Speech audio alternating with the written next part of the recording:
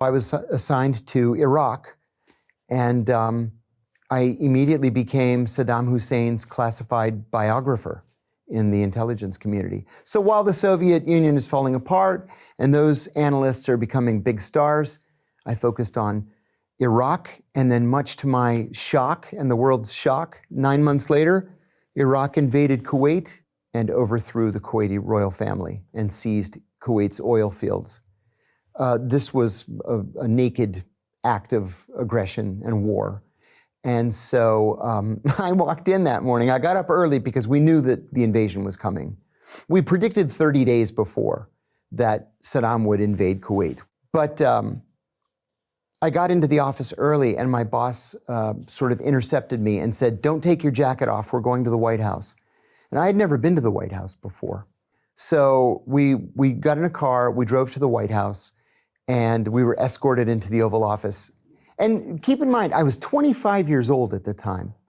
And you walk into the Oval Office, and here's the president, the vice president, the national security advisor, the CIA director, my boss, and me. And the mood is very heavy.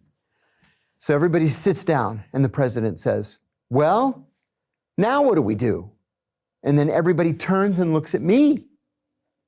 And it took me a second to get my bearings. And I said, "Well, the Kuwaiti government's been overthrown. The Iraqi government announced this morning that they had installed Ahmed al-Khatib as the occupation governor of Kuwait." I said, "Unfortunately, we happen to know a lot about Ahmed Khatib.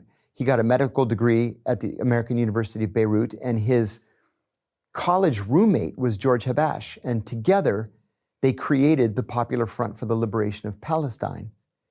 And the vice president says, "Jesus Christ."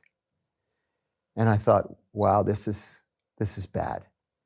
We finished the briefing, got up and walked out, and two things happened. My boss said to me, "There's something you need to understand." He said, "I'm not sure that you're appreciating the importance of what's happening. It's not unusual for a country that we cover to go to war. It's highly unusual for a country that we cover to go to war with us."